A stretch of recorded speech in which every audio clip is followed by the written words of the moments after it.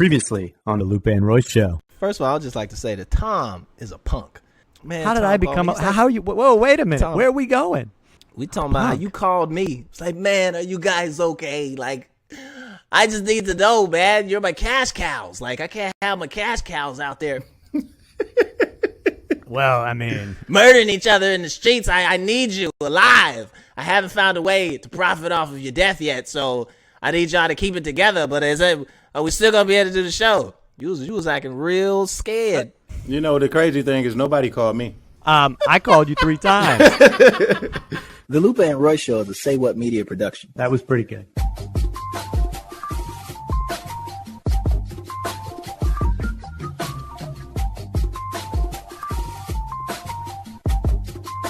Yo, what up, y'all?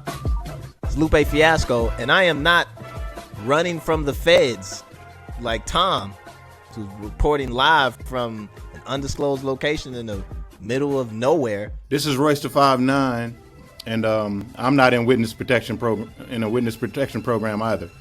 What about you, Tom? This is Tom Frank. I am in witness protection this particular week, so I'm recording live from the beach here, folks. Don't be jealous. I think you're jealous.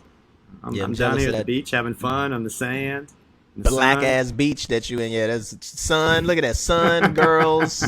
What you got back there, Tom? We got it all. Tom, show us your fingertips. You've been burning them. Trying to keep one step ahead, fellas. One step ahead. Listen, I cannot wait until I'm testifying at your trial, bro. You are going to jail for the rest of your life. Just want to let you know that. I can't wait to look your sons and daughters in the face. Just tell them to kiss their father goodbye so they go visit you at the most maximum security prison they can find. I can't wait till they get you. Stop trying to be like me, man. Hey, you got the same shirt I got on. You can't do that. No, it's on a different kind That's of me right there. That's me right there. You've been working out. You're getting ready. Man, I'm getting ready. I got on the scale. I am 160, like 62 pounds or something like that. I haven't been in the 160s in I don't know how long. How tall are you? Crazy. I'm 5'10". How tall are you? 5'10". I am 5'10", 165. You 5'10", 160? And you 165? I'm about 165. I hover between 165 and 170. See, but Royce, we're different. My fighting weight is 165. We're a different kind of 160.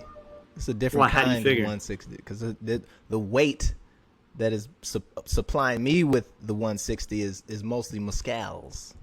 Well, now I've been at the beach all week, and without the shirt, I look pretty good. Yeah, I believe you, Tom. Mm-hmm. I believe you, buddy. Whew.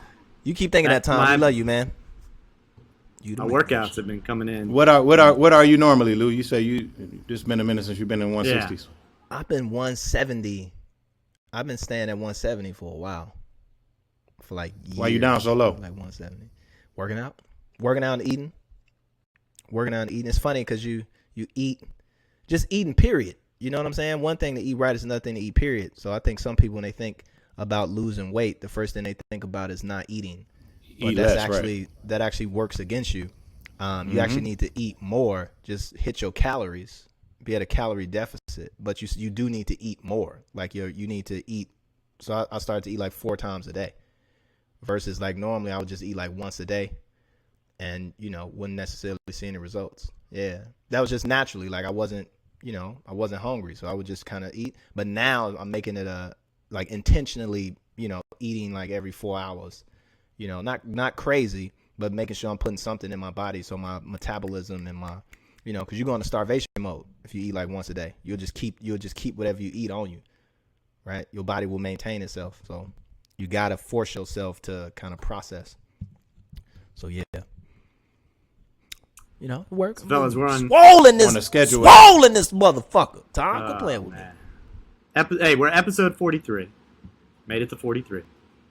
That's big time. We got an interesting show today. But first, I should say shout out to our Patreon folks. What's up, Patreon? What's up, Patreon? Yeah. The Patreon folks are enjoying some very interesting content every day that they log in. So They didn't let the join crew. PTs in the dough. They didn't let the Subscribe, PTs subscribe in to the dough. subscribe to the Patreons. They didn't let the PTs in the dough.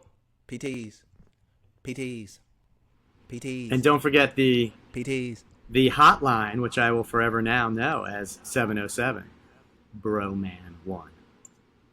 That's Give them the- 707-276 Yeah, there you go. 6261. I hate that. I don't want that to be a thing. What? 707 Broman 1? Yeah, I remember it though. I remember it. it sounds too much like bromance. You got to stop saying that. Now you're getting me confused and all that. Just It give them the sound a number lot again, like Tom. bromance. Give them the regular number. The regular number is 707-276-6261. Call and leave us a voicemail. Let us know what you think about the show. And also go to patreon.com/Lupe and Royce and become a patriot of the show. Yes. You're listening to the Lupe and Royce Show with Lupe Fiasco, Royce the 5'9", and Tom Frank. Hey fellas, have you ever tried to find the latest Xbox or PlayStation, or maybe a pair of Jordan Retro University Blues, or a real Supreme hoodie rather than one of my knockoffs? Let me introduce you to StockX, the only live marketplace for what's now and next. What began as a basic price chart of online sales that screamed more Microsoft Excel than Startup Unicorn has now become one of the most intriguing marketplaces in the world. Whether it's the latest sneakers, apparels, electronics, collectibles, or trading cards, everything on StockX is brand new and 100% verified authentic. With StockX, you have the power to shop millions of hard-to-find or sold-out products at their true market value. Discover products that are on trend and ahead of trend by shopping on StockX. You can download the app for iPhone and Android, or sign up online to start buying and selling in a few easy clicks. So go find that hard-to-get stuff you gotta have at StockX.com and gain access to the world's most coveted items in the smartest way possible. That's StockX.com. You're listening to the Lupe and Royce Show with Lupe Fiasco, Royce the 5'9", and Tom Frank.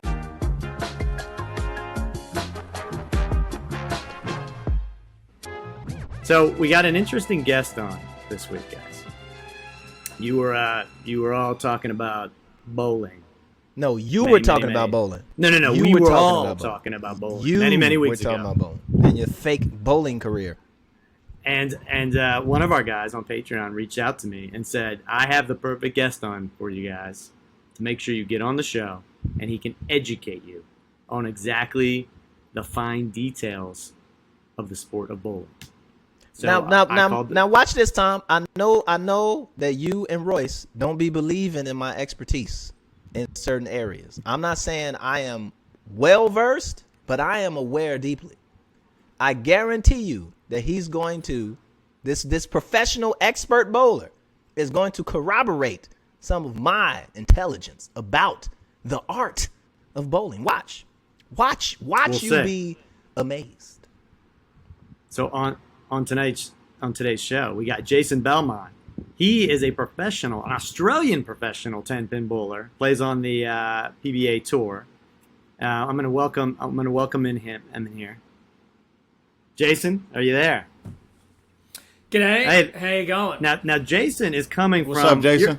He's coming all the way from Australia for us this morning there. And not only is he a PBA Tour member, but he has been named the PBA Player of the Year 6 times, has won titles on 5 different continents as both an amateur and a professional. And here's his fun fact that I want to learn a little bit more about. He is known as being one of the first bowlers to gain media attention by using the two-handed approach style to deliver his shot. Two-handed bow, ain't that cheating? Yeah. I think we got to start there because I'm a little confused by that. I gotta Don't see be this. I starting gotta those fighting words already, Lupe. Don't be starting. let me see. Let me look this up real quick. Listen, Yeah, Jason. if you YouTube me, you'll see it. Jason, welcome to the show. First and foremost, Thank you for having love, me, boys. love I'm me excited. some Aussies, love me some Australians. What are you doing, Royce? But I'm looking up this. I'm looking up this bowling technique. I'm sorry. Now I just want to let you know something, Jason, about these two people that you on other than me. They don't appreciate underhanded things, and when I say underhanded things, I don't mean like sneaky things. Like they don't appreciate that underhanded is the way to go in sports. So when I mention that if you shot free throws underhanded, You know what I'm saying? Like with both hands, like an underhanded free throw. I hear you. Like Rick would be a Barry, free. right? Yeah, they didn't want that. They make fun of that. So just know that in the back of Tom and Royce's mind, when you mentioned that you have an underhanded bowling technique, that they was snickering and making fun of you. I just want to let you. I don't know even that. throw cornhole underhand. I like throwing it overhand, just right at the thing. I'm not gonna lie, man. This two-hand bowling technique looks like right up my alley. I'm not gonna lie to you, bro. Well, you know what? I'll tell you something. There's a few NBA players. Actually, Flavor Flav is a bit of a bowler as well, and they often use the two-handed technique for a little fun. You just get more spin on it, more hook, so it's more fun. But I'm looking forward to arguing with you about it. Now, can you show us? I mean, you have to have a bowling ball right there. Yeah, I mean, look, honestly, what Royce did was the best way to do it is to like YouTube it so you can see it. But it's easy for me to explain it to an Australian because I just tell them it's like a rugby pass.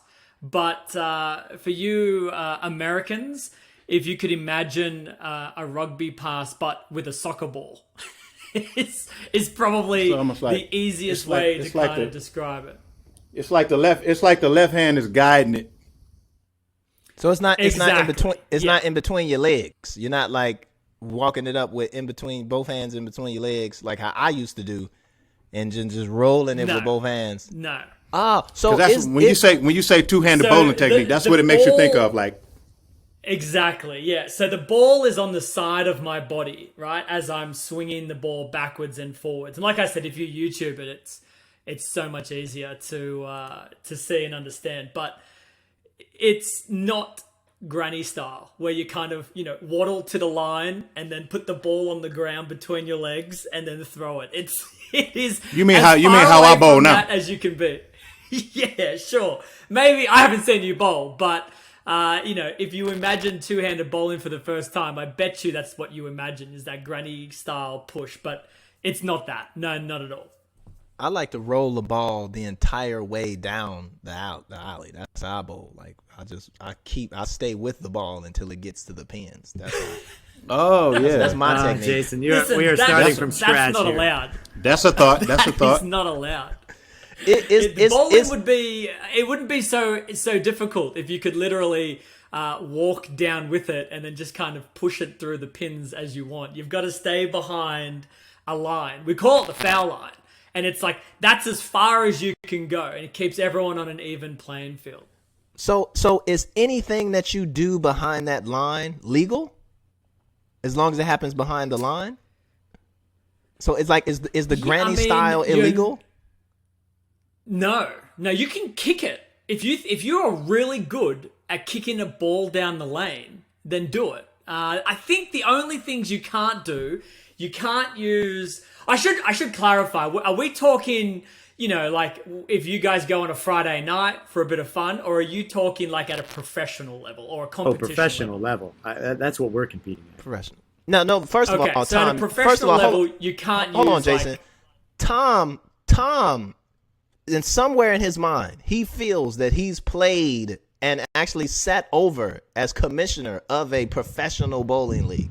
But I was a commissioner of a bowling league at one point. Right, but a fake like a bowling league, like Jason. your Jason. home center league. My home league, yes, it was called the XBL. It was quite a good league. It was quite a sham, Jason. It was quite. And I a won sham. MVP one year on the league. And I wonder why So the commissioner won the MVP. There we go. That See? sounds, There that we sounds go. legit, right? I did not that vote sounds for real myself. Legit.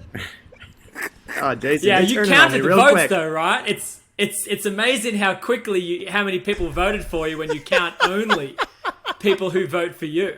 I get Wow. it. I get Jason, you've turned on me so Yeah, quickly. There we go. This is what I like. So This is what I like to quickly. see. On a professional level is things like the granny roll or is anything behind the line legal? Yeah. So the only thing you can't do, there's lots of things you can't do, but you can't use like robots, mechanical devices. You can't use a ramp. You can't use bumpers and stuff like that, obviously. But in terms of the delivery of the ball, if you as a human being hold the ball, as long as you stay behind the line and then let go of it on your own, you can do it any way you want. Now, in saying that, there are obviously going to be better ways and worse ways, right? Like if you were to shoot a basketball from your knees, you can do that, but it's not going to reward you with so many points. So would granny style. You could do it that way, and unless you were incredible at it, which is difficult to do because it's hard to generate the speed and the power and the spin, you tend to not lean towards coaching that method just because it's so difficult to actually get strikes. Where the way that a professional bowler, whether it's traditional or the way that I do it, it's fundamentally sounder to create more strikes. But there's no proven way right now that is better or worse. It's just everyone has their own thing that works for them. They get as good as they can at it. And obviously at a professional level, the guys are, we're hitting the size of a dime at, 50 feet, repetitively across a span of a 6-hour session of competitive bowling. So we're really, really accurate. And we're also trying to generate as much power. And it's guys like, Tiger Woods and even in the NBA, like, you've got 6'8", 6'9" point guards now. Like, if you are faster and stronger and more powerful and can deliver something with more speed and you're accurate, you're just going to be better than someone who doesn't have those attributes. And that's the same thing in bowling. We're trying to generate more speed, more power, and become more accurate because we want to knock over 10 pins, and power helps you do that. So the way that I deliver a bowling ball, it helps generate power. It helps generate speed. And if you can funnel that in with accuracy, then you've kind of got a recipe on how to strike more than everyone else. Royce, this is supposed to be a serious conversation about serious details about bowling, man. This is serious. Anyway, Fred It Flintstone was was the weighing first. heavily on his mind. Look, before he even asked the question, I could see his brain just like ticking over. I got to ask this question. This is keeping me up at night. Now he knows the answer. Look at him, so much more relaxed. But that's ready a Now I can closing sleep. question. have a good That's conversation. Now I can sleep.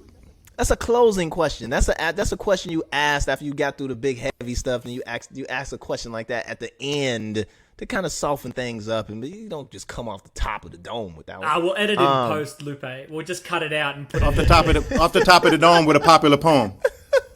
Hey, so Jason, do you have a quick history, since we're talking about Fred Flintstone being the first bowler, and normally folks who are in a craft like myself and Royce, we have a responsibility to have somewhat of a knowledge of the history of our craft and our art.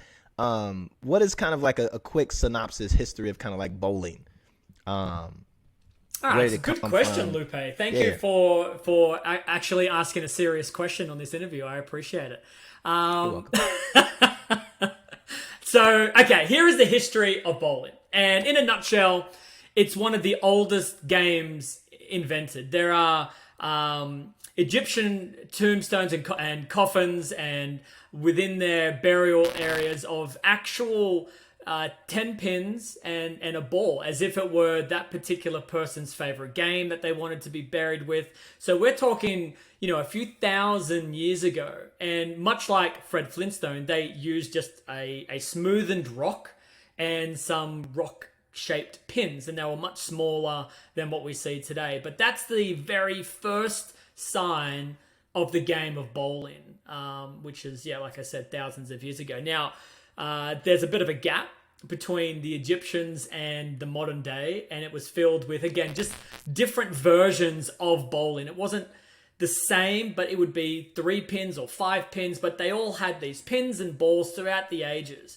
Moving into like the 20th century, in the 19th century, we see more of the game that we see today, right? We see the shape of the pin, the larger bowling ball, but again, still no holes in the bowling ball, just a round ball of, depending what it was made of. But then in the early 1900s, the United States Bowling Congress, which wasn't called that back then, I'm not entirely sure what it was called back then, but they decided, no, we want to actually formalize this game and make some proper rules. So we had to standardize in size of pins. We had the height and weight of a bowling ball, and the size of a bowling ball was standardized. And then at the time, you could only use 2 fingers. You could put your thumb in it and then another finger. Fast forward some more years, and then we get proper lanes, right? Where now it's not just a dirt track. We're talking about wood lanes. They built it out of well, back in the day, it was like a really solid oak wood, and they created the distance of the lane, and you had gutters now. So you could get 0 by not just rolling it away from the pins, but you also had to, be accurate to a degree. Then we started putting oil on top of the lane to protect the lane. And then we started to advance the technology in bowling balls and in pins. And we built, proper big facilities.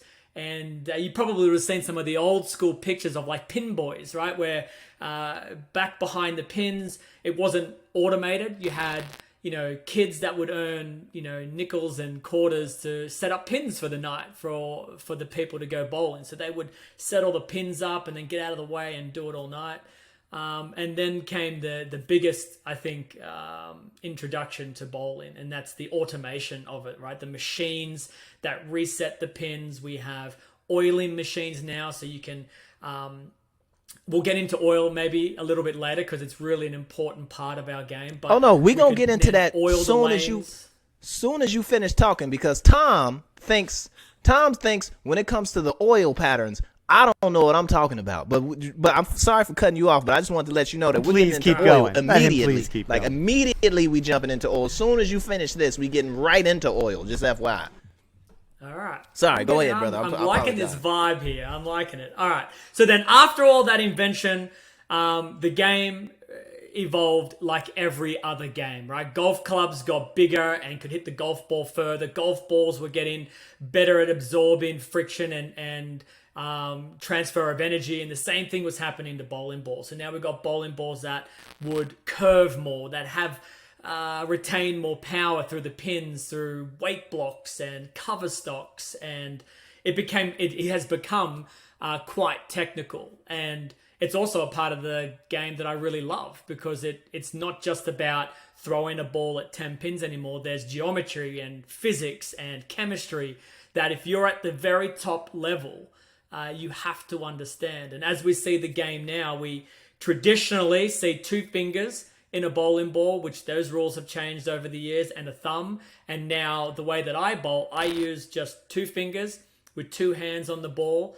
And we have, machines that are completely automated now. You press a button, they oil 80 lanes on their own. We've got machines that are constantly sending the balls back, setting the pins up with very little human involvement at all. And we've got computer scoring. So a lot of the game now has become automated. And those machines that I'm talking about, this would be a really great segue, Lupe, into the oil patterns. These machines can design an infinite amount of patterns. So there you go. Here we go. Now check this out, Tom. Wait a minute. Hold on. Hold on, Thomas. All right. Go ahead. Excuse me, Thomas. Go ahead. Mr. XBL 2018-19, 2012, 2011, 2009, 1986. Just a consecutive string of MVPs. It's the world record out here. Is there a pattern called cheetah?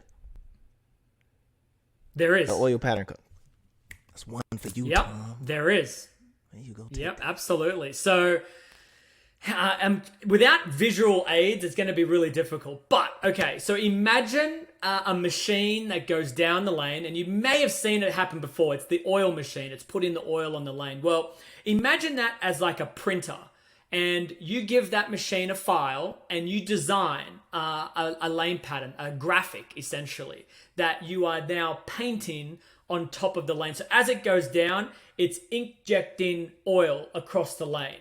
Now, the pattern that Lupe just said, the cheetah, has a very specific quality about it. So the lane is 60 feet, and every oil pattern has a name. So you can replicate it, you can share it, you can create tournaments based around that particular oil pattern. And the cheetah is oiled only about just past halfway down the lane. So there's a lot of non-oil boards down the lane, which means in order for you to get the ball with curve down the lane, you're going to have to throw it a lot faster than normal. Hence the name cheetah, because it is the fastest land animal in the world. So they name these patterns and based on the characteristics of the patterns. Another name of another PBA oil pattern is shark. And the shark oil pattern has a very, very long distance oil, but it forces the player to play more on the inside part of the lane. Now, the bowling colloquialism for inside is deep. If you want to play deep on the lane, that's where you would play. Now, a shark swims deep in the ocean. So that was the connection between the shark and the oil. And there is a massive amount. We've got chameleon, and that's because the oil is constantly changing. The way that they transfer the oil onto the lane is with a very light volume. And every time someone rolls a ball down the lane, the oil is changing like a chameleon. So there's a lot of different names, a lot of ways that you can oil an oil pattern. And essentially the easiest way to understand it is you oil an oil pattern in terms of the level of difficulty. You can have it super easy or you can have it super hard. And that's by the displacement of oil on the lane. So that's in a nutshell why oil is important, and it's also invisible, which makes why I think bowling is one of the hardest games in the world, because our actual playing environment isn't just the lane, it's the oil on top, and it's invisible, and we change the pattern. We create a level of difficulty of an environment we can't see. So it's really, really tricky to make adjustments. Who chooses that? Yeah, well, in like an XBL league, like you were the commissioner of it, would have been you, the commissioner, right? Which is probably why you were the MVP for like. Because I was the only one who knew the pattern, and I could bowl that pattern. Yeah, you knew the pattern, and you were because you were exactly. a cheater, as opposed to the cheetah pattern. It was the cheater. I take great offense. Spelled differently. I take great offense to that comment. So on the PBA tour, we have a lane maintenance. I don't know his actual title, if it's like the head of the lane maintenance and lane development, oil pattern development. But there is a team of people with a guy at the top who designs the oil patterns, and then on a given week, he will be the one to select certain patterns. And you would select those based on a few different variables. So if you go to a really, really old bowling center, hypothetically, to run a PBA Tour event, well, the lanes would be super old. So you would want to match an oil pattern that would still benefit the players. So it's no different than golf, right? Like if the fairways are just disastrous and terrible, you would want to fix that part of the course before the PGA Tour came through. And the same thing would be said for bowling. You wouldn't want to put down a cheetah oil pattern on a very, very old bowling center because there's already enough friction and enough hook, so you'd want something else. So that guy and that team make their decisions based on a whole bunch of variables, and then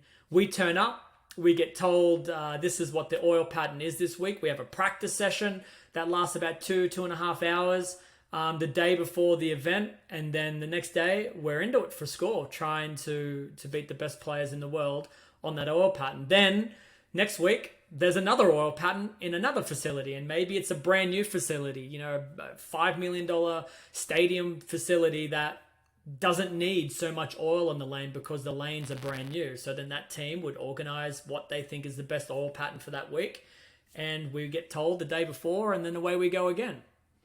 In baseball, for instance, right? We've gotten to the point, American baseball, where they are now creating rules because this year the pitchers it was too hard to hit the pitchers, right? They actually just recently in the major leagues they had to stop using stuff that made their hands grippier, right? Because it was causing the batters not to be able to hit the ball.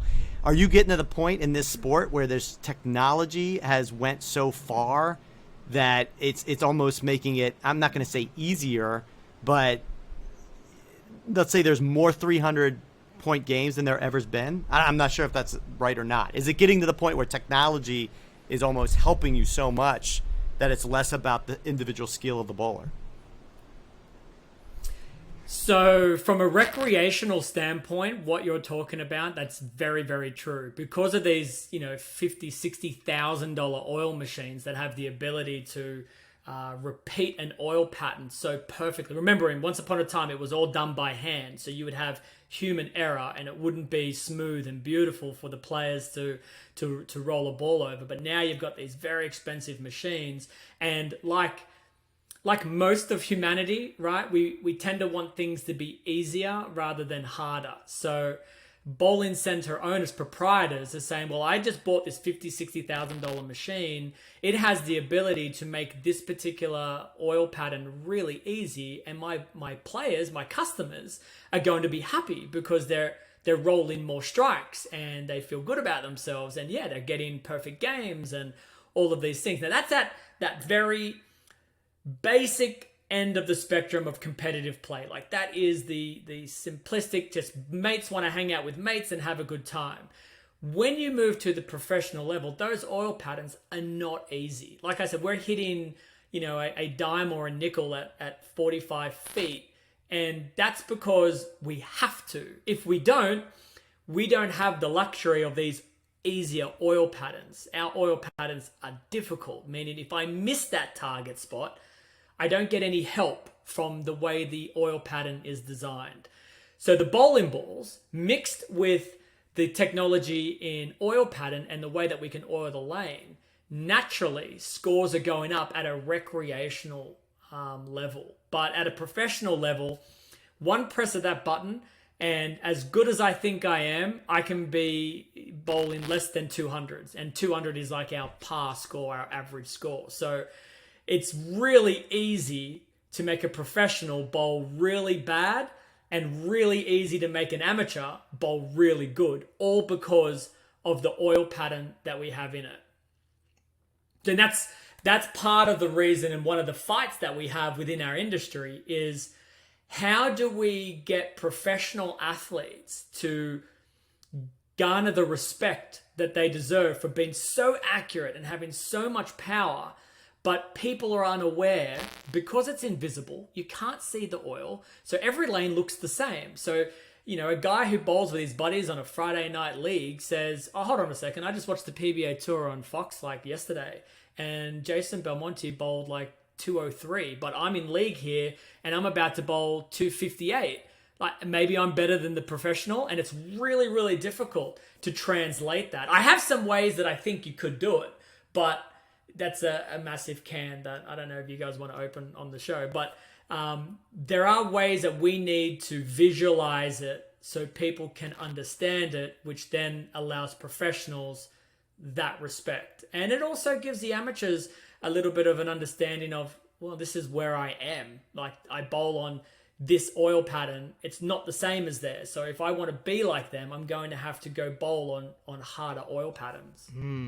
The oil pattern is kind of like the competition when you think about like what makes this sport like difficult, right? I think of something like basketball. I use golf, Lupe, I use golf as the analogy, the comparison, because it is so similar. Like you have a golf course, you want to beat everybody else, but you're playing the hole, right? Like if you get a birdie or a par or a bogey, no one else did that to you. You took every shot, you missed your putts. That's it. You move on. The next player comes on to play that hole. And it's the same in bowling. Like I'm not affecting physically any of my opponents. I mean, maybe you can throw a lot of strikes and intimidate your opponent. They get nervous or something if you put pressure on them. But, in basketball, if a player is scoring at will, well, you double team him, right? So now it's harder. It's not like that in bowling or golf. So you're playing the lanes and the pins, and you just hope that you play them better than everyone else, so you win the tournament. And I got a quick question for you. Two questions, right? This the easy one first. How much of the game is the pins? Like how much do the pins play a role as heavy as kind of like the oil patterns, or is the role of the pins just kind of a luck of the draw type situation, or does it have the same level of kind of complexity as like the oil patterns? And I have another question, but it's a really good.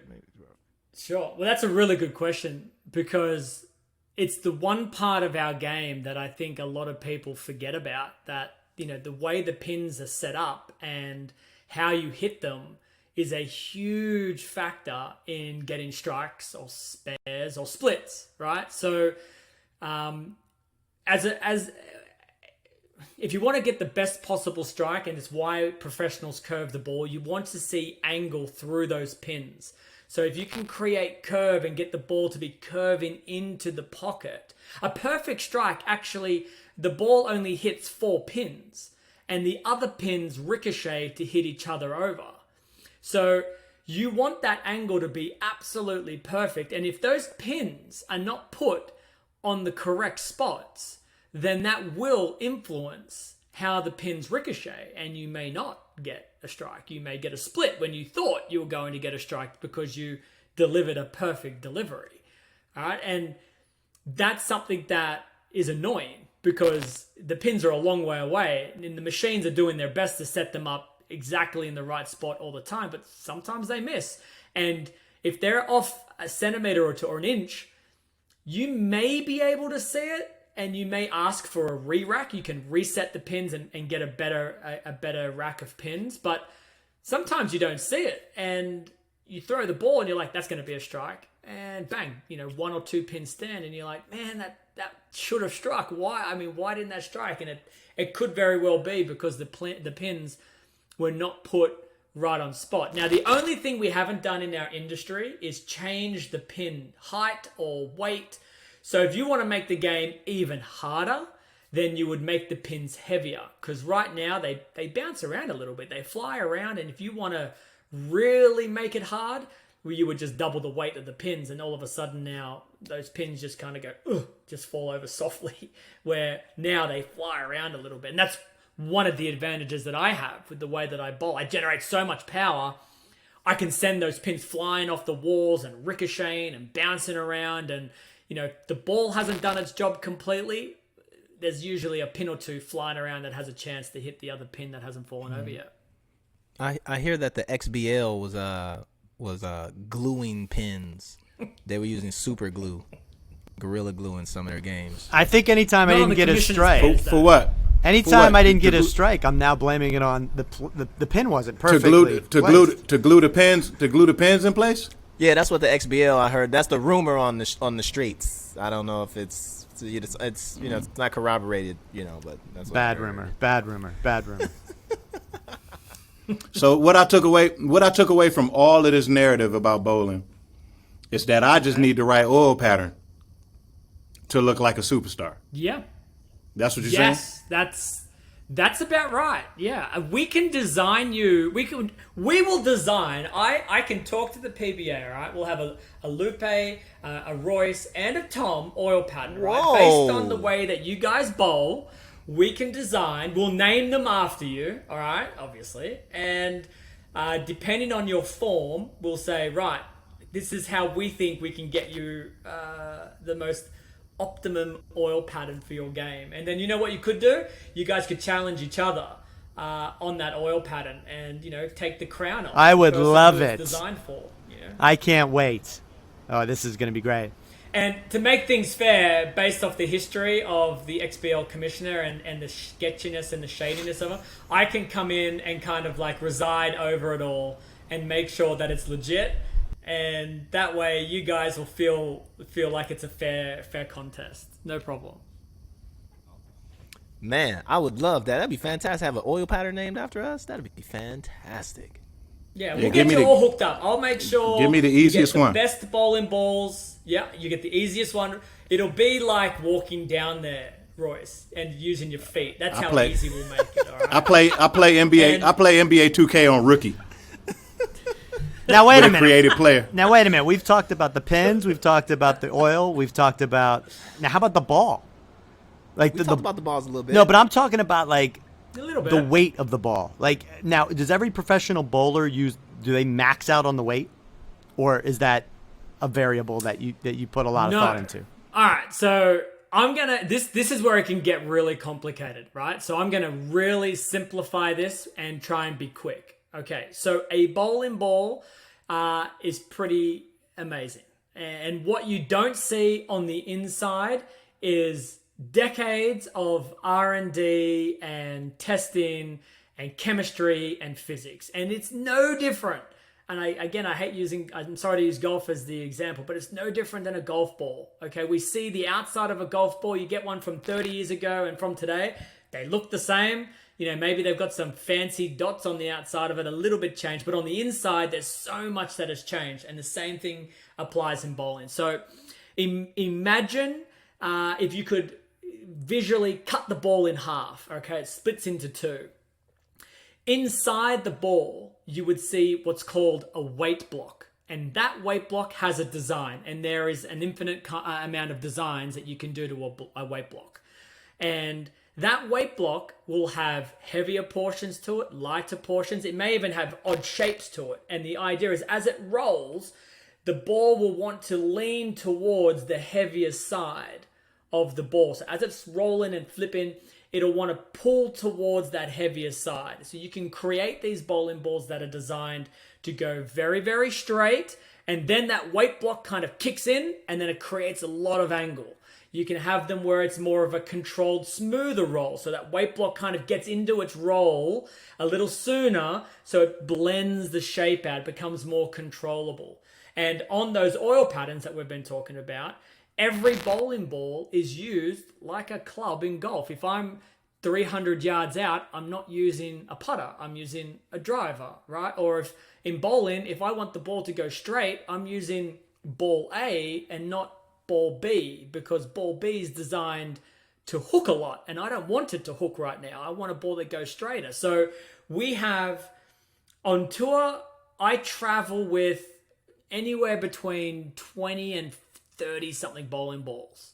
And each of those bowling balls is designed for a specific purpose. And then to make things even more complicated, but I think it's important to know, the outside of the bowling ball is also a chemistry mixture, which creates another reason to use a specific ball. One outside of the bowling ball could be shiny, so it'll go straighter. It might have more tackiness to it, so it creates more skid flip, more skid angle. There could be one that's really dull, and it's designed to hook a lot. So all of my bowling balls have different weight blocks, they have different cover stocks, and all of them fit for a certain or a specific pattern or a specific part of the lane that I'm trying to play. Sometimes they'll blend over, so this ball might be really good for the cheetah and also the shark. It just may happen to be that way, but we have to look at our equipment, look at our bag and say, right, this is the ball that I'm going to use and this is how much curve I'm going to give it and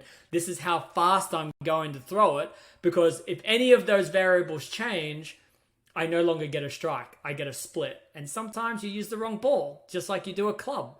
So you look down, you go, well, this one's no good anymore, let's grab another one. And you're trying to put together all of the pieces to the puzzle, and it's really complicated and difficult, and it's you have to be quite, you don't have to be, but it's better if you're a little more intelligent, because you understand the complexities of physics, geometry, chemistry, that all make sense in just throwing a ball down the lane. Like that's just one part of the game which I'm not intelligent with, because but on the pattern that we're designing for you, Royce, that super easy, NBA 2K rookie, we it won't matter. Yeah, you won't need any of the knowledge.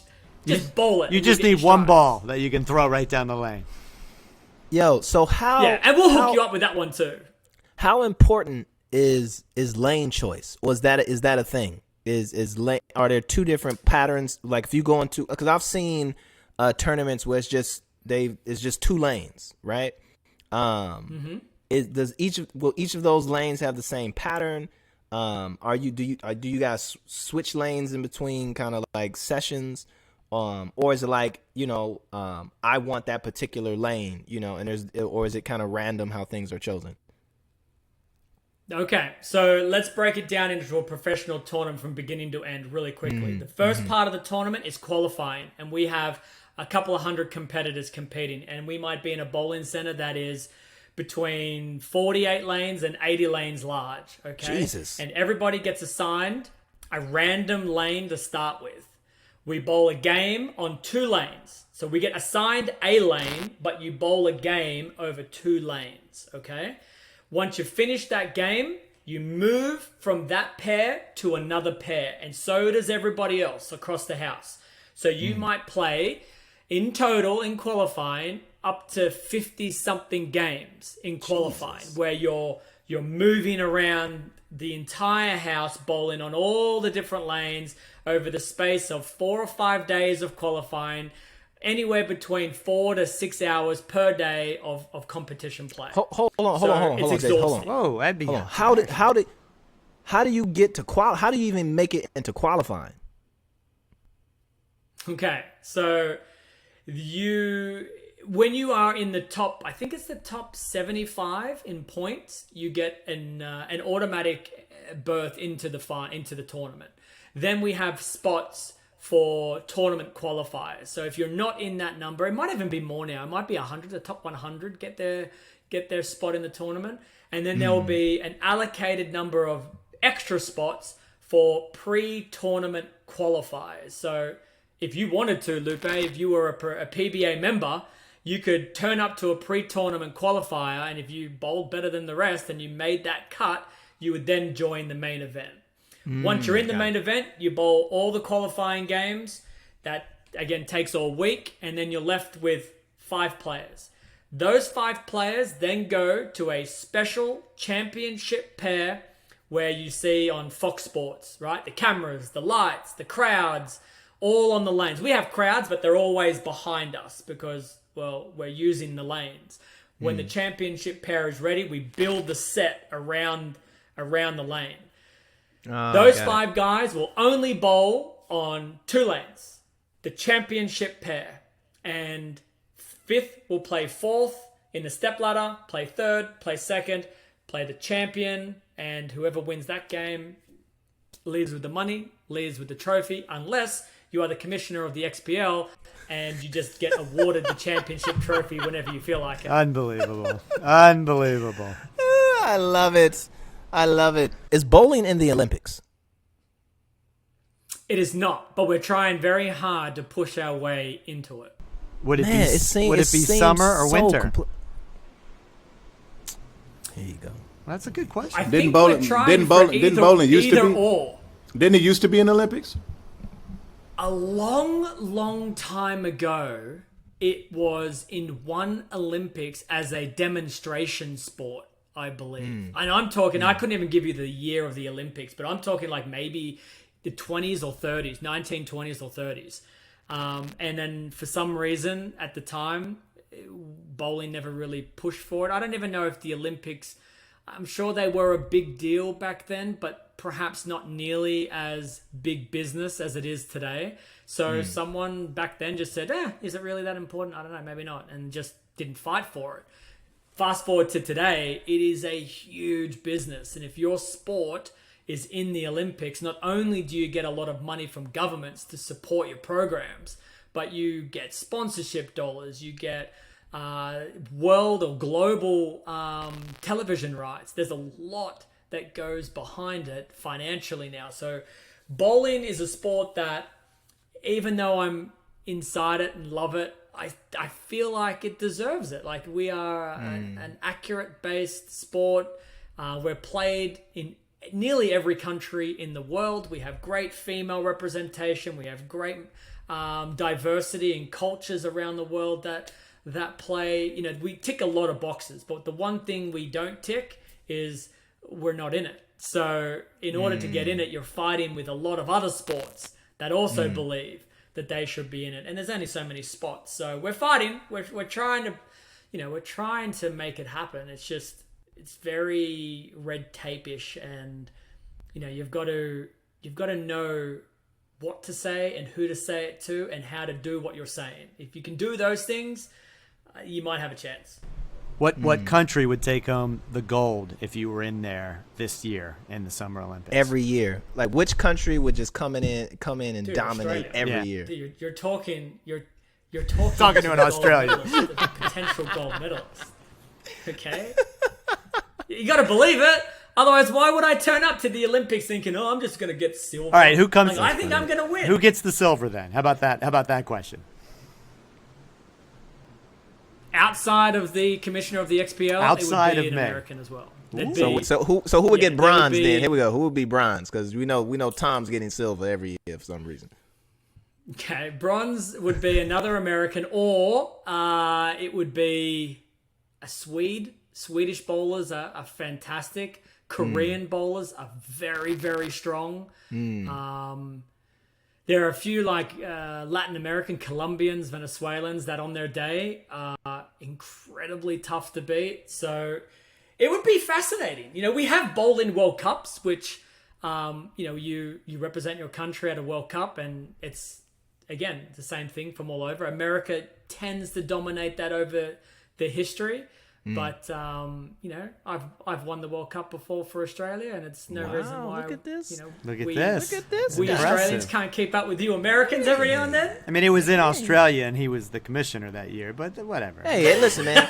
I just want to let you know, Jason, you are on the podcast with in our respective fields. We have some clout and some Royce is fresh off of a Grammy nomination for his album, right? I have 4. Tom, as you know, as the president of the XBL, multiple MVPs, a lot of asterisks on his record, but you are in company of people who've accomplished, great things, just so you know.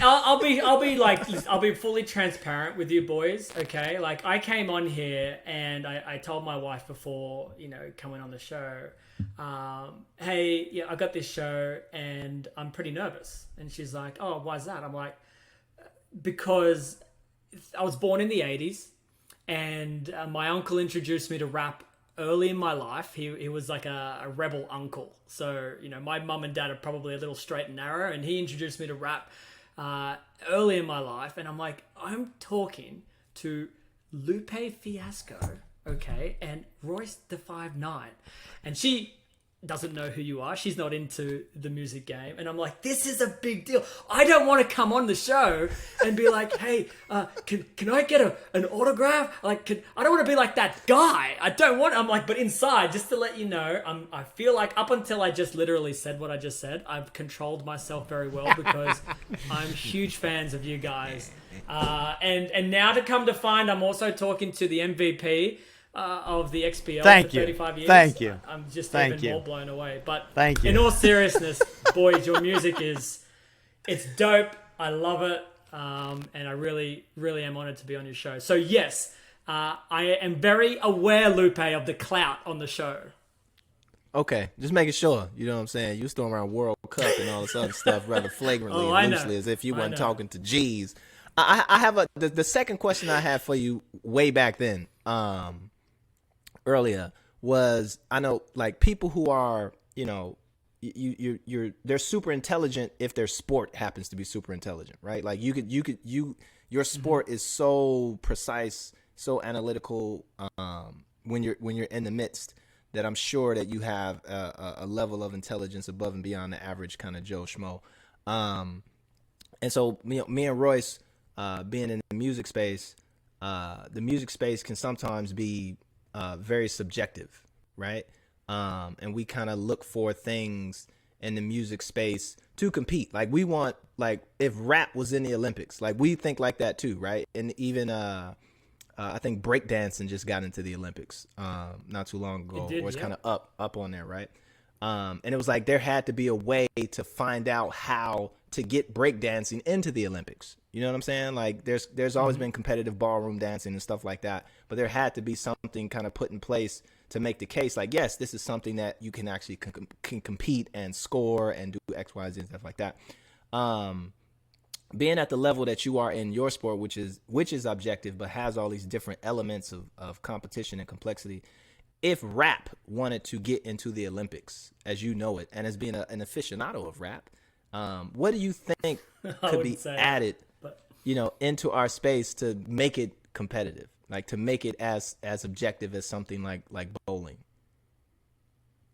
Well, I know it's a wild question, That's but a just really wanna throw it out there. no. That's a really good question, and off the top of my head, it would be difficult to answer. But I'm only thinking this because you've literally just said it to me, and I've had all of 15 seconds, and I'm trying to buy some more time by saying this, by thinking in the background a little more about what else I could say. Love this but guy. Love you it. could I like him. potentially, Like him. okay, you could potentially, if you were to try to get rap into the Olympics, have a set criteria of things that you need to do in a certain verse or lyrically written.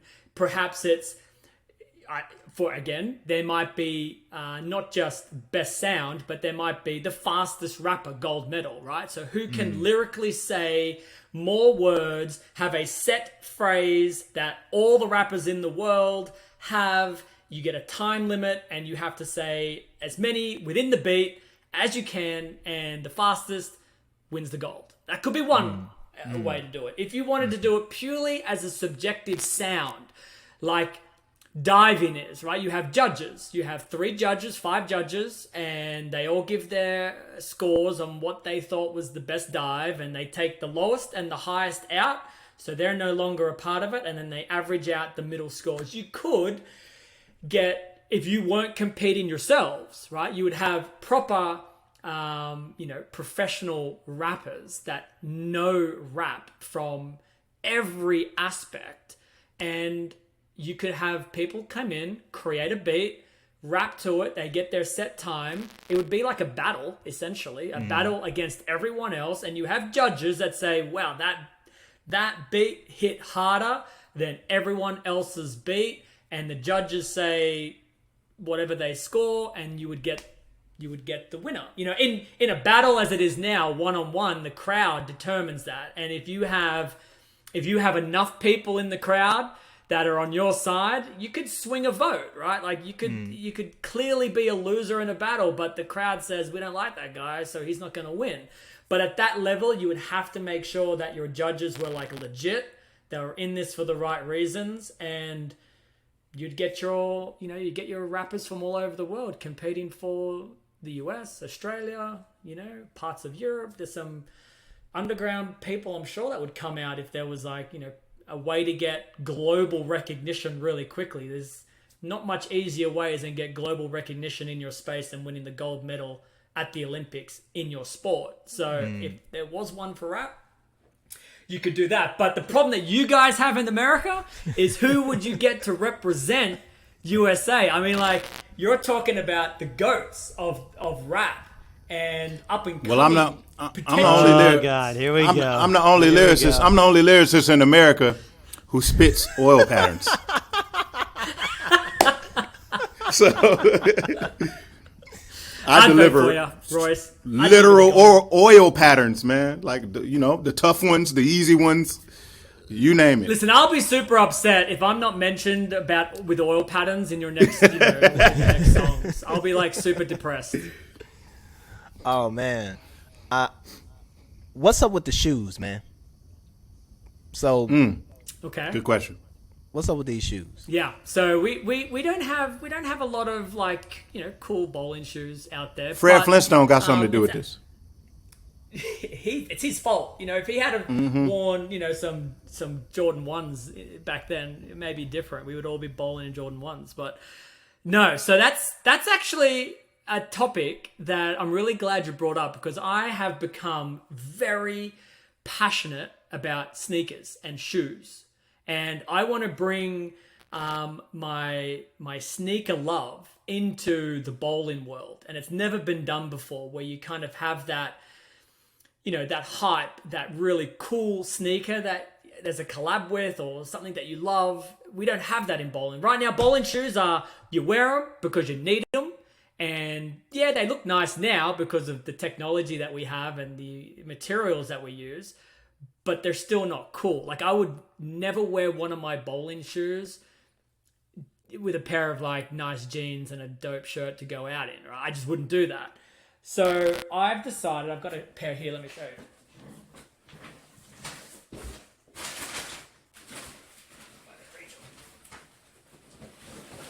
Alright, so the first thing is, this is a standard kind of looking bowling shoe, alright? And I've got these ones in gold, which is kind of dope. So this is a standard bowling shoe. That is really nice. It's nice, but it's a bowling shoe, right? And you wouldn't wear this out. Like, you could design a gold shoe, but this is You can wear it to an award show. Listen, Royce would wear that out. Royce would wear that out. Perhaps? Royce would definitely. I would wear it. Definitely wear that. Then you've got some like I will wear it to the BET Awards. paint splatter. for best oil pattern. Yeah. Now, you've got Jason, let's see that those, one. customs. those are some Detroit looking Yeah. shoes. I just really quickly. No. Those are some. No. Listen, that was a silver shoe, Royce, with a red bottom. That is a. Don't talk I'm just saying. about the city that gave y'all shoes. We gave y'all shoes. I'm not getting in the middle of your city battles here. I'm staying well away from that. So, my love of sneakers, okay? Yeah. I want to bring that into bowling, and like, I collect sneakers now, and I got too many for my wife's liking, but not enough for my own liking. And I'm actually in the middle of like designing some dope sneaker type of bowling shoes. So, when you want to wear a shoe that looks like, obviously we can't copy a Jordan 1, but if you want a high top bowling shoe with, kind of that athletic material, that's what I want to bring to the game. So I'm already in conversations with all of my sponsors to start developing that type of shoe and try and bring that culture into bowling, because That's big. right now we have people out there that are, it gets a little expensive when you're trying to customize your shoes, right? So you buy them off like StockX, or if you're lucky enough to hit them manually, or if you've got a couple of plugs, fantastic. And then you send them to someone and you say, hey, can you put my bowling slide on the bottom of these shoes? Now, you're starting to pay resale values for these shoes, especially if they're hype. Then you're customizing them. Dude, it's expensive. And, I feel like I can afford the shoes that I buy, and even I'm starting to go like, I can't keep doing this. So what's a way that I can do this where, if there is like a 12 or 13-year-old kid that just wants to wear dope shoes because he's into sneakers, but he can't afford to buy and customize his sneakers, like, why can't I give that to him and make it really affordable and give him great quality shoes, and then I would wear them too, so anyway, that's the next level in my kind of entrepreneurial side of my career is Wow. bringing out these products That's great. that I'm passionate about, that I love, and that make bowling cooler. Listen, I'm a 10.5 US, so don't forget You got 10.5 US. I want all the colors, man. All the colors. Locked in there. Feel me? Yeah, but when you bowling, you gotta wear a 13.5 when you bowling. Why is that? That's just the rule. I don't know. I don't know why that's the rule. You got to wear a way bigger shoe than what you would normally wear. It seems like. See, going back to the Olympics, I think we should have Royce come up with all the rules. It would be like the most awesome bowling event. It would be like bowling in the Olympics, hosted by Royce the 5'9" with his rules. And if You guys we aren't- don't you get guys into the aren't worthy. Olympics, Y'all if we aren't don't worthy. get into the Y'all aren't Olympics worthy. with that, yeah. Y'all aren't worthy because y'all don't appreciate my dumb rules, man. So y'all not worthy. How The how fact that special you call them dumb, That makes them even better. how specialized is the bowling shoe? Is it as specialized to the craft, to the task of rolling a bowling ball? Does it have the same level of dude. attention as the ball and stuff like that? so much, right? So Your footwork, I guess in any sport, right? Your footwork is critical in everything that you do. If you're slipping and sliding and sticking when you shouldn't be, you're just not going to be able to do your craft well at all, right? And bowling is exactly the same. So you think about how many bowling centers there are in the world, and then you think about the approach, where you walk and where you bowl the delivery. That's called the approach. There are sticky approaches, there are slippery approaches, there are new approaches, there are old approaches, there are synthetic kind of plastic made approaches, and then you have like traditional wood approaches, and they all have characteristics that are different. So like, I don't know if you can see it, but on the bottom here, this is all Velcro. This is a Velcro thing, and I have the ability to, I wonder if my other shoe has it, because it's kind of interesting. Now he's Velcroing Yeah, that's crazy. different types of Yeah, that's material to slide differently. I have 20 different balls to choose from. I got a million different I don't oils have to a go. pad. Oh, God. Yeah, so what you can do is the leather that would go on the bottom to create your slide, there are hundreds of different... Oh, hang on a sec. I can show you to a degree. So this heel, right?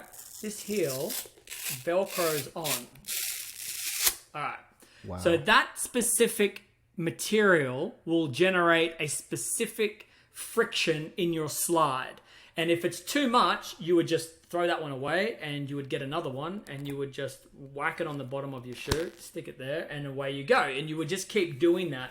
And there are different numbered, you know, like from 1 to I think 12 in terms of tackiness and slide on the front part. And then there's I think 1 through 8 for the heel. So you're essentially mixing and matching to give you that perfect slide.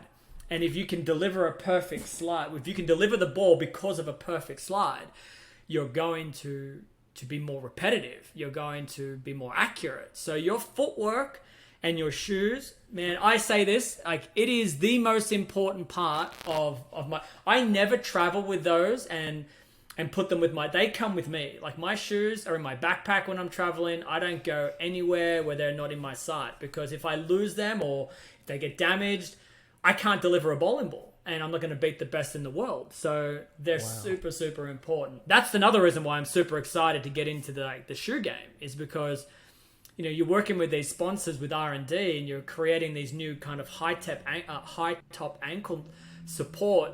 Well, we're also going to create brand new like sole technology to make it even easier and better for players to get the perfect balance, which kind of ties in, Tom, to your thing about, you know, high scores today versus back in the day. Well, you know, back in the day, you didn't have the ability to change your sole. If it was slippery that night, you were slipping all over the place. You know, if you were sticking that night, that's it. You just had to deal with it. Where today you can just rip your sole off, put another one on that fits it, and you're back to, you know, back to perfect slide.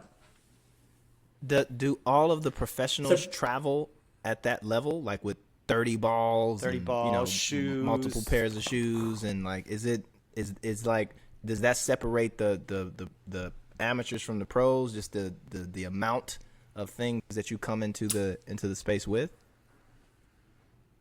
It doesn't that's not what separates us. That's a luxury that we have been given due to a lifetime of perfecting our craft, right? And when you get to that level, and again in golf or even in basketball, right, that 0.0%, if you can improve that 0.0% against your competitors, that is a huge advantage, and newer equipment is a part of that.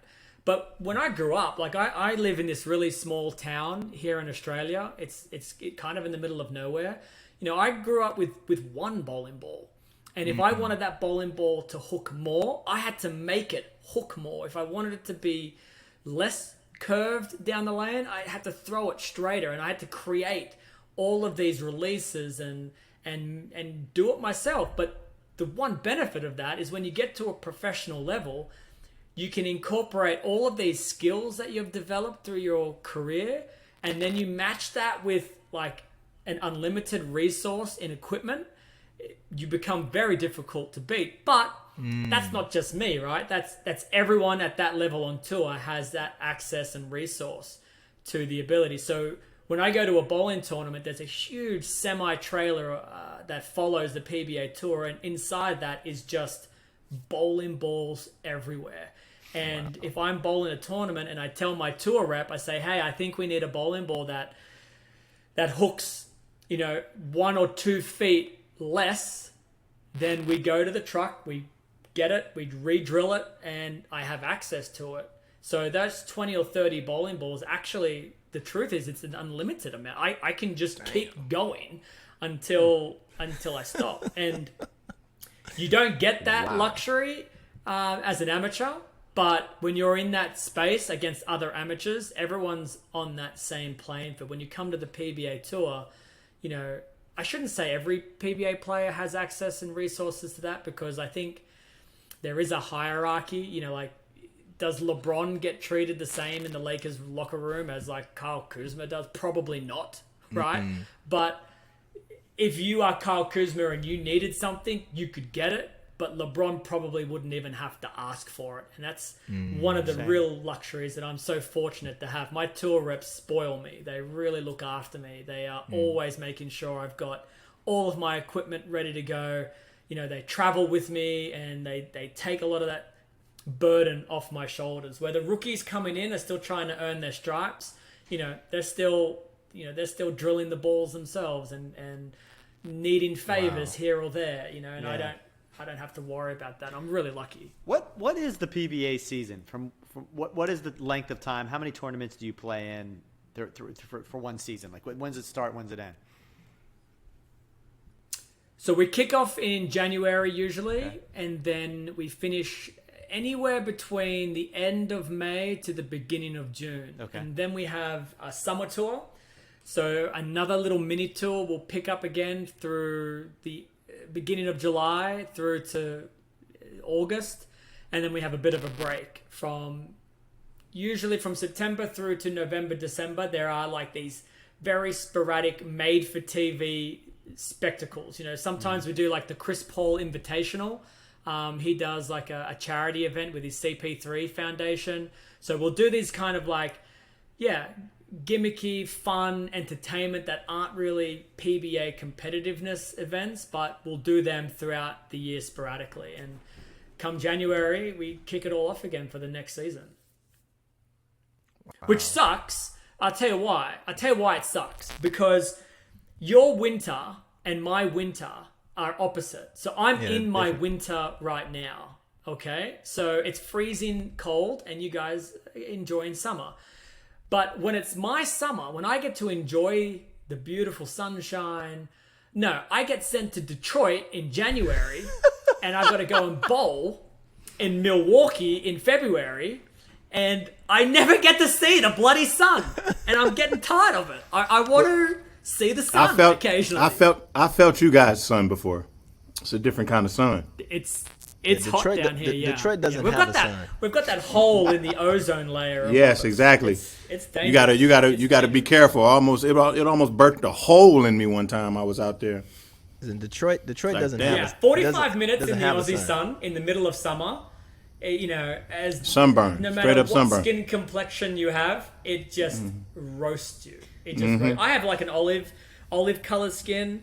And when I'm in the States, I don't really wear too much sun cream and I don't really wear a hat a whole lot, and I'm fine. But here, in 45 minutes, I look like a lobster. I'm just burnt, and it's bad. It's really, really bad. So the entire PBA is in the United States, though? All the tournaments, or are they international? We have some partnerships with the JPBA, the Japanese League, and the Korean League. And there have been a few in the Middle East, in Saudi Arabia, UAE, Kuwait, which have partnered with the PBA. But I wouldn't say they are on the tour. Okay. They are bonuses that are outside the main tour, but you can go and travel to these events. Thailand has had a few events. Australia had an event a few years ago. But yeah, I wouldn't classify them on tour. They're just a part of the tour. Mm-hmm. What's the money? What are we talking about on the money side for the tournament itself? I understand sponsorships are probably like all whatever they give you, right? But what's like the straight up money like on the tour? So we have a scale, right? The smaller events all the way through to our major championship events, right? So the most a player has won at a major championship is $250,000 for the win. And we play 5 majors a year and roughly between 20 and 30 events on the regular tour. Then you have that summer tour that I was talking about, plus the kind of bonus events, the Chris Paul events, which players get appearance fees and things like that. So you're talking like 50,000 for a regular event, 250,000 for a major championship. You win a few times, you win a couple of majors, you're doing okay. The problem that we're seeing is we have like 10 to 15 guys that are doing really well, but the money list drops a little rough, a little steep. So if you're sitting 40th in points, you're making a living, but I wouldn't say that you're rolling in the dough, right? You're just getting by. You're doing it because you love the game and you're doing what you love, and it's better than working 9 to 5.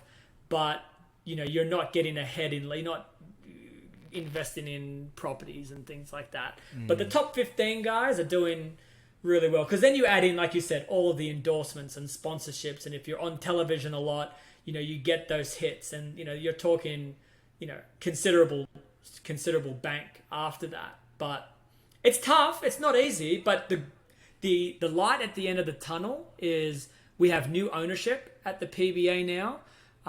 You might have even gone to their facilities. So the group is called the Bolaro Corporation. They are everywhere. There's like 400 Bolaro bowling centers in the US. And they bought the PBA. And, they're a company that I think the last time they netted $750 million in the year. So they've got some serious cash behind them. And now that they've purchased the PBA, they're injecting more into the PBA, just straight into the prize funds. They know, and they are for the players, right? Like, they're not just buying the PBA tour to try to bleed it for everything that it's worth and treat the players like crap. Like, they're seeing the players as an investment. They want me and every other player to earn money, serious money, because and it's one of the reasons why golf and tennis is so popular, right? Like, you look at Roger Federer and Tiger Woods and all the money they make. Parents are like, wow, my kid has talent in this space. There's some serious money to be made. So I will invest in my child to go. My point of them not needing to do it is, other than helping us make more money, that's not what they're about, taking from the PBA. Creates that. They're not doing that. They're actually creating more avenues for us to earn more money. They're injecting money into the prize funds, which is, it's a godsend for us players, because now we're talking about, big six-figure tournaments on the regular. Dude, that's awesome for us bowlers, and that wouldn't have happened without Bolaro's involvement in purchasing the PBA. And our relationship with Fox Sports has just gotten better because of Bolaro's relationship with Fox. So there's so many really positive things. And to tie it all back into like how much money you can make as a bowler, I am so reliant on the organization to do the right thing or to do a good job at securing sponsors. Like, I can't force them to pay what they don't have. So if they're doing a really good job, then that's better for me. So the players are right behind the Bolaro Corporation as well, because they know if they do a good job, they're already showing us they're injecting money into it. This is good for us players. So it's a really exciting time for the players. I'm hoping to have a couple of really big seasons so I can build my sneaker collection up a little more. It injects. I mean, I got money. 4 kids. I could look after my 4 kids, or I could build my sneaker collection. I don't know. I like you just threw that in there. Like, also feed my children, but they can eat this. They can eat the old shoes. They can eat these bowling shoes. There's enough. Well, what Jason, man? Well, Bolaro ketchup on it, surely. Bolaro sounds a lot like Berea. Like the Berea tacos I have waiting on me in there, because today is Taco Tuesday. Hey, it is Taco Tuesday. Jason, Okay, big. not where I am, boys. Not where I am, by the It way. is Wednesday. It is 12 Thursday and a where half you are, right? hours ago since Night- Taco Tuesday. Yeah, it's the next day. It's April 17th, 1958 in Australia for people who want to know how the time change works when you go to that part of the world. And it's very hot in the middle of winter. Jason Big Blue Balls Belmonte. Thank you, brother. Thank you for coming on the show and dropping this knowledge, man. It is really appreciate to have someone on your caliber come down here and entertain us and engage us at the depth of your mastery. I learned so much, man, from just this conversation. It was amazing, brother. One of the best guests we've Boys, we've honestly, had thus far, man. Appreciate you. Oh man, no worries. Look, again, not to get all fangirly on you, but I'm just a huge fan. I'm really honored that you would ever want to talk bowling, let alone have me on your podcast. You've got a new fan. I'll be sure to introduce the show to all of my fans into the bowling industry, and hopefully, later down the road, if you're serious about rolling a few strikes and getting some oil patterns named after you, we can make all that happen. We'll keep in contact. I'm definitely gonna be there. Sign me up. Definitely, You my can brother. come to a PBA Pleasure to have event. you. We'll sit you like front row, right down the front. Ooh, I love Get the best front row. seats. You can watch a major championship. Oh yeah. Yeah, I'll make sure you and anyone else. You want to bring some friends and family along? No, and have a just good time. us. Next, Just we don't share around here, man. We need a spotlight on us. Whatever with the kids, man. Don't worry all about right, we can do that. Yeah. Nah, no man. worries. We'll get you guys for sure. it. For sure. Anytime we got a concert my brother. anywhere, man, the doors are open as well, for sure. But thank you for that, man. Oh, that'd be so dope. So dope. All right, I'm gonna hold you to that. All right, don't be offering that Please kind do. of stuff, and then a couple of months later, go like, Belmonte, who is this? Oh, Who's man, this we crazy wouldn't guy? have- Get come rid on, of this man. guy. You can come to my open mic night anytime.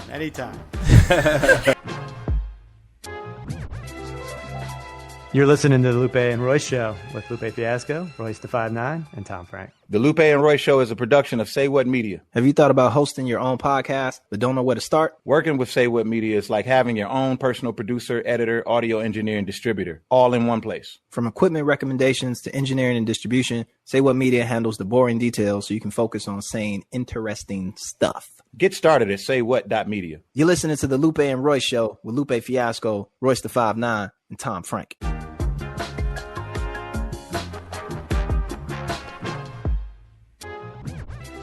Man, shout to Jason Belmont. Is it Belmonte? I like Belmonte. It's Belmonte. It's Belmonte. Ooh. Yes. Ooh, Belmonte. Yeah. Professional PBA bowler came in and dropped that science. Appreciate it. Make sure y'all check him out on the PBA tour. Give him a follow on his socials. For Bless, thanks for coming out. That was great, man. I think I'm finna go start was bowling. great. I'm finna bowl on a nigga. Except when I go to the lanes, I'm going to ask him, now, what kind of pattern you got on there today? Because I Now want to make sure I got I'm the right super Oil suspicious of you now, Tom, because you were the commissioner of the talking XBL, and you didn't know shit he was talking about. He came in here and you didn't know nothing about bowling. I was like, I said, it just confirms you be on that. The oil was pattern, an Tom. amateur. The oil patterns. I didn't know that there was different types that were called different things that made your ball do different things. I told you. Impressed. I told you. I didn't believe you didn't you. believe. I know. You I don't didn't believe me. believe- I know. Nah, I feel good. I'm vindicated. That was good. That was good. Make sure y'all. When are we bowling? That's We what I going to the PBA, man. We finna get. I'm holding them to that. I swear to God, I want a Lupe oil pattern. The Lupe. I need The a Royce? I need an oil pattern on all Madden. That's what I need. That's what I'm looking for. So I can be good. I'm definitely getting that. I want my own pay. I don't want some shoes. I got a list. I got a little list I'm gonna put together. Taco Tuesday. And on Taco that Tuesday, note, I do apologize for my audio. My audio was all over the place. it's trash. No, it's But- all good. It's all good. It's all Thanks, good. Trash. Thanks for sticking with me. Make sure y'all You still family. hit him with the number, Tom. Hit him with that number. Well, the number is 707. Broman1. Man, if you don't give him the real, I said the number, not the name. Oh, you want the real number? It's 707-276-6261. Thank you. Tom. Leave us a voice message. Let us know what y'all think about the show. Follow us on Patreon. Patreon.com/Lupe and Royce. And on that note, this is Lupe Fiasco, and It's always better in black. This is Royce the 5'9", and damn, I don't even know if I can top that what Lupe just said. I'm wearing a turban. Okay. You're wearing a turban. This is Tom Frank. I'm wearing my official show gear. There it is. Peace. Thank you for listening. We'll see you later. Your call has been forwarded to an automatic voice message system. Lupe and Royce, what's up? Love the show. Love you guys individually as artists. Been a fan a long time. I love how your evolution continues to grow lyrically. Fucking amazes me sometimes.